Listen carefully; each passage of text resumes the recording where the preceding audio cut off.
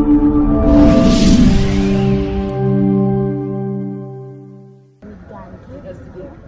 you so much. My name is Anthony Manyara. I'm the president for East African Students Union. We call it PR0TECTING. Also doubling as the president for Kenyan University Students Organization, which our fellow Kenyans, they know as KUSO.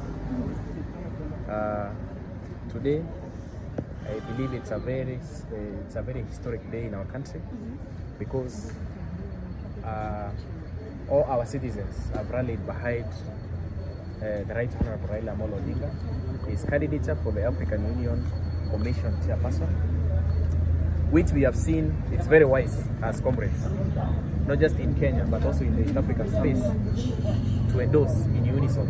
We have agreed unanimously the more than 8 million students through their representatives. We had a special national steering committee meeting, which we incorporated national leaders from various countries, from various national youth student councils of various countries. And today at around 2 p.m. we agreed as youths, or rather as young people, we are going to help the Right Honorable Raila Amolo Odinga to do campaigns. Not just, it won't be just an affair of adults, because we know the youth are the future of not just this country but also in the East African space. We can only accept our own for us to be admired from elsewhere. So we want to rally all our students, all the student councils, all the youth organizations, all the youth councils, every young people in the East African space. We want to call upon them to come out vocally to support it. And then number two, the reason as to why we have seen it wise to address the media is so that to inform the public that we'll be having 2 meetings. We have started helping Raila do campaigns. We'll have a meeting in Arusha this weekend. We'll be in Arusha, mobilizing our student leaders. And then we'll go to Bujumbura in Burundi. We want to expand this campaign to not just be about Raila. It is about Africa. We want Africa which is united, which is progressive, which is inspiring, and it is creating opportunities for the youth. Remember, we have African Union Agenda 2063. Even in Kenya, we had Vision 2030. These are blueprints which we expect them to be achieved. And looking at the prospects, we're looking at the history and the legacy of Raila Amolo Odinga. It resonates very well with these progressive ideologies that he envisions to champion, or rather to achieve, as the chairperson for African Union Commission. I think that is basically what we wanted to say. It is basically an endorsement, and to tell East Africans will be right at their doorsteps, campaigning for the Right Honorable Raila Amolo. What do you have to say? Thank you very much, Kenyans. My name is Naima Sheikh Abdikadir, Commonwealth Youth Council nominee for Vice Chair Inclusion and Engagement. And tonight I just want to rally behind our father, the father of democracy. As a Pan-Africanist, as a daughter of Raila Amolo Odinga, I've campaigned with him, and I've had the opportunity to interact with him one-on-one, and I want to just give my support, whether it is expertise, whether it is with experience, whether it is with talking to the young people. We are ready for the campaign. It has the president has kickstarted it today. We have seen several head of states in our country today. Indeed, the President William Samoei Ruto has made Kenya look like a very democratic country whereby people disagree to agree. And this is the Kenya we want. So we are here to ensure Raila that we will fight tooth and nail and ensure that he is the AU chairman. And apart from that, as a Muslim and a Somali, he can personally assign to me the role of going to Djibouti. I can speak to Mahamud on behalf of HE Raila, the Right Honorable Raila Amolo Odinga, to step down for Baba, because Baba and him can never be on the same level. The Right Honorable Raila Amolo Odinga's profile is not something that we can speak about today or tomorrow. He has a huge profile, huge achievements, and therefore I want to declare my support for Raila Amolo Odinga. I will support him with my brains, with my experience, and all my body parts and all my body organs. Tibim. You know, we hear from Mr. here. There's something you've mentioned about talking to President Djibouti. Yes. Are you planning to do something? Maybe make a trip there? Yes, because Djibouti is basically I'm a Somali, but I'm a Kenyan, right? So Djibouti people are Somalis, but they're Djiboutians.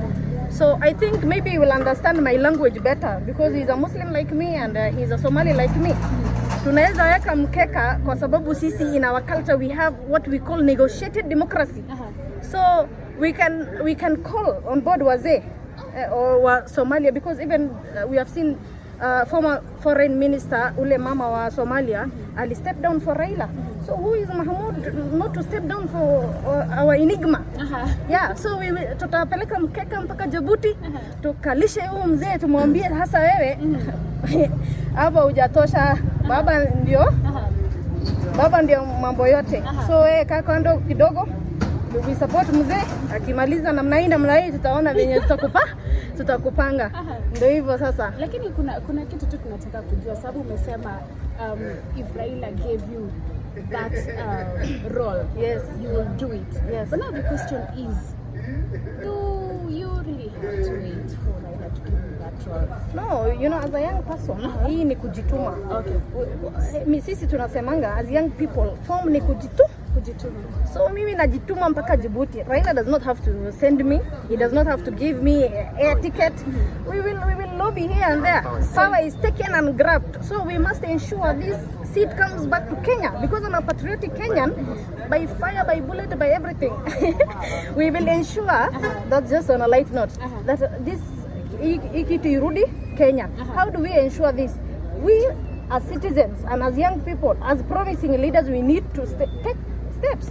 Sio lazima uongoje kiongozi akwambia atienda hapo ni hata kama my efforts will not bear fruits, I will still try because you know, a risk taken is better than no risk at all. So Djibouti is probably your next stop. Djibouti is definitely my next stop. And I'm going there after Bujumbura. Yes, after Bujumbura and Arusha, Djibouti is our next, to ensure that Mahmoud has stepped down for one enigma, Raila Amolo Odinga. Kabisa. Right. Thank you. Maybe introduce yourself. My name is Elvis Otieno, alias the East. I'm the President Technical University of Mombasa, the only university at the sea level. I'm also doubling up as the spokesperson, the Secretary General of Kenya University Student Organization, the spokesperson of another country on itself, the Comrades country. Actually, as I speak, I have a vote for Raila because I'm a president and I'm leading Comrades. That's a country in itself. Thank you. For today, I'll just address as a scholar of geopolitics. It is a great day for this country. Today we have a lion of Africa. Mine will be short and brief. I want to give those people, the Asian tigers, the Panthera of Europe, that you have the lion of Africa that is now called Baba. For now, we'll rally as the Comrades country. We won't sleep up to today to make sure that Baba wins with a landslide victory. Why do we say that Baba deserves this? With the experience of the democracy, and he has even served as the head of the infrastructure across the Africa. We can't compare. All these are juniors. Keep ready and be ready for a landslide victory. Thank you. So we get to hear from Anthony. I have two more questions before we finish up. Since Baba is going for this position, the AU challenge, probably what should students specifically expect from him? First of all, I would like to say that this candidate of Raila is not just about himself. As you have seen, the country itself, including our president, William Samoei Ruto, they have made it a national affair. They have even invited various presidents. International affair. They have invited presidents, and even as we speak, I've received so many calls from very senior people in different governments, and also they want to influence their presidents also, even from the western region, that is the west of Africa, from the southern parts. We want this candidature to to be all about Raila Amolo Odinga. Remember, apart from Olusegun Obasanjo, there are only two people in Africa who look like the father figure. There's Obasanjo and there's Raila Amolo Odinga. Us as students, we'll make a stand that whatever voting is being done this time round, watu wanasemanga ati kura ya baba inaenda ikiibiwa. But trust me, this is a strict warning. Afadhali sisi wote we facilitate our students tuwaweke kwa buses, tunaenda kuchunga hiyo kura hadi sababu. Tutakuwa agents wa hiyo kura, tuhakikishe ya kwamba baba amepata hiyo kura. This is the first time we are closest to power. And trust me, you will get it. Yes. Now, maybe a final question from me. So today we've been having a couple of trending videos of university students who have been caught cheating in exams. Yeah. As a student leader for the longest time ever. I don't know, come on, I defend comrade. Niliona hiyo maneno. But trust me, you, Shiko, you will tell me that cheating is very tempting. And it's not a sin, but it is, how do I say, legally, it's something which is not supposed to happen. As KUSO, we don't support cheating, but sometimes we try to help students who universities use very draconian policies to punish those students. Sometimes they even expel students for more than 2 years, which is going overboard. But what I saw online was very disheartening and very discouraging, because it is very wrong to video, or rather to take a video of a student who is involved in cheating with those things, because you are destroying the character of that student. Remember, we are in the universities to get ourselves a better future, right? To assure ourselves a better future. Now, when you do that kind of video, it is disparaging and it is destroying the character of that student, making that student the chances of that student getting even a job becomes very much reduced. It is a sin, yes, but keep it between. Why do you subject a student to a disciplinary committee and punish them? Actually, videographing them and putting it in public is even the worst kind of punishment you can do to a student. Afadhali hata umpe miaka 5 akae nje kuliko kumchukua video, because Kenyans have seen this is a student who is half-baked. Na unajua sasa yule mwanafunzi ataambiwa arudi hiyo exam apate retake or supplementary or whatever it is, na tena si sura yake itakuwa imepatikana na atakuwa ameonekana amefanya, jamani, that was not right. So we want to say, next time a lecturer tries that, as KUSO will take a stand, we are also going to expose all those lecturers who have been privately being involved with female students or vice versa. All those kind of things which have been happening behind the scenes. You know, it's all about the character. So we just want to tell lecturers and universities, we'll send a circular to all universities, vice chancellors. They should be able to give a directive to their lecturers that this kind of behavior is unacceptable. Hiyo ni kuharibia wanafunzi maisha yao na si poa. It's like telling someone to expose themselves because they are maybe not using condom, which are majorly supplying in our institutions. No. These are private issues, you know. There are things you're supposed to put public and others you're not supposed to put public. What we saw online was very bad, and we condemn it using the highest terms possible. So this means as a student leader, probably next time we're going to take a step against maybe lecturers. We will strip naked that lecturer will try that bullshit again. Trust me. Mtu ajaribu tena kuchukua wanafunzi picha aweke social media. Trust me, hiyo lecturer tutamuendea mahali atakuwa. This is a strict warning and we will do it. It is wrong. What they did, it's wrong. It is punishable. It is demonic. It is evil. Mwanafunzi akiiba, kwani ameua mtu? Si anapitia disciplinary committee, right? Na anapelekwa nyumbani, sijui anapewa 2 years or 1 year, whatever it is.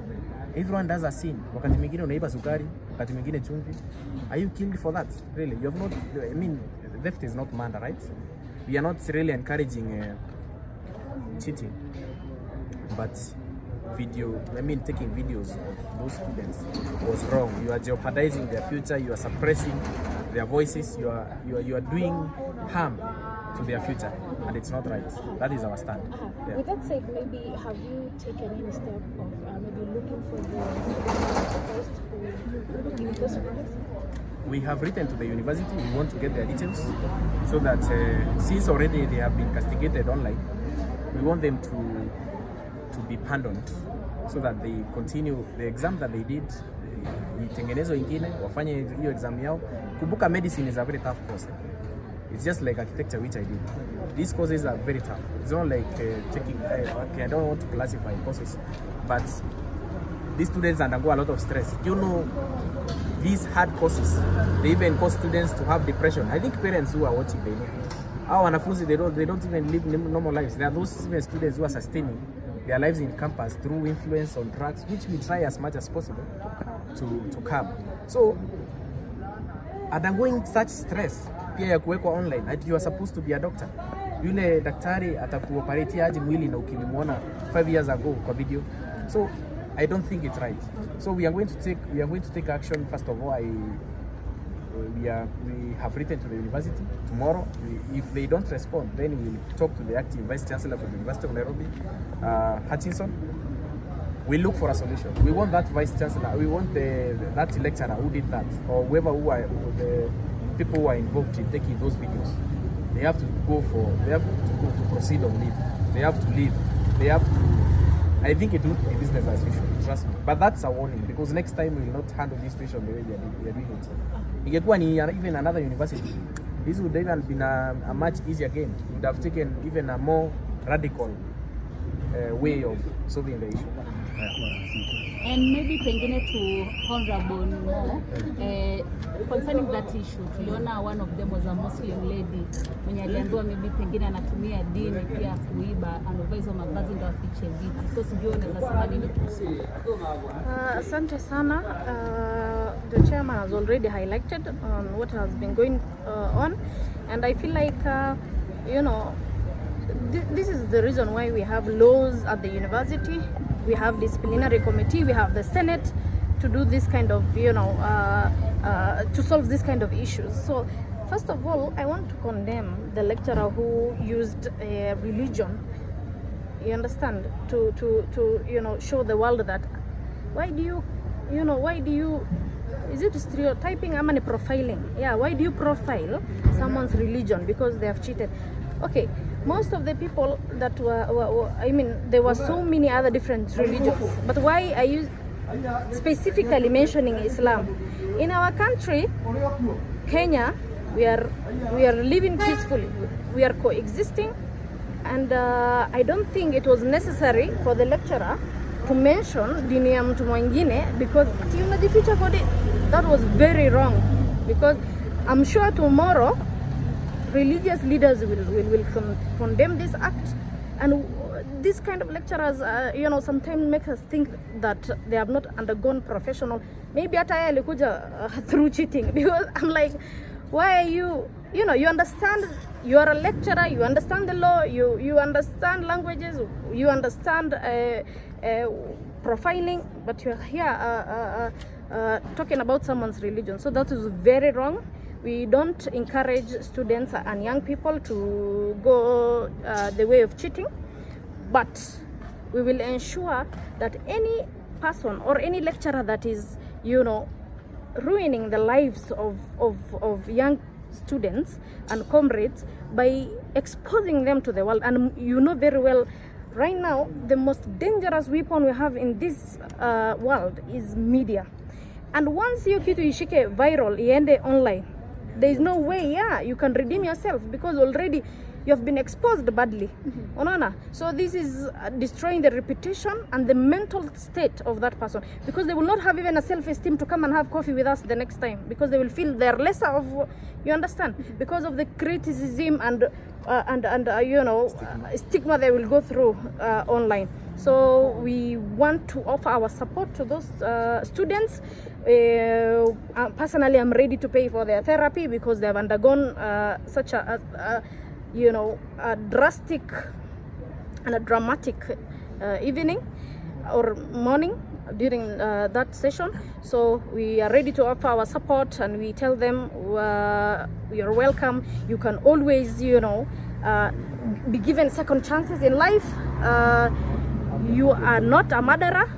You have not done something ambaye inaweza kufanya ati you will be chased away from the society. So you're welcome, guys. We will ensure we reach out to young people Yeah, that's what I was almost highlighting, that these lecturers, I think it is time for the Ministry of Education to come up with a program to train teachers and lecturers. Waende hapo KSG 4 weeks, wapigwe inahitaji training ingine kali, ndio wakikuja university they don't blabber. Wanasema, unajua kuna lecturers wengine they just because umefanya makosa anakuja anakuambia wewe, anakuongelesha vibaya. So I think we need this kind of trainings. Ministry of Education, we plead with you to, you know, ensure to come up with a program. Yes, wapelekwe training. Actually, generally, ndio wasikwe wana misbehave like that and behave like that. So KSG, they will welcome them. Ministry of Education, we have a work to do to take them for 4 weeks training. The young people, we are ready to offer you support, therapy. If you need a listening ear, you can always have a second chance in life. So yeah, that's it. That's all I can say. People, kuna watu wamefanya worse things and they still, you know, had chances in life. So yeah, we encourage them to take heart, be calm, make sure you don't get mental health problems. Just calm down. We'll find a solution as a body. Right. Thank you so much. Thank you so much, Chico and the team. You really play a big role and support the young people of this nation. So mubarikiwe sana na sana. Mbarikiwe pia. Asante sana. Thank you so much.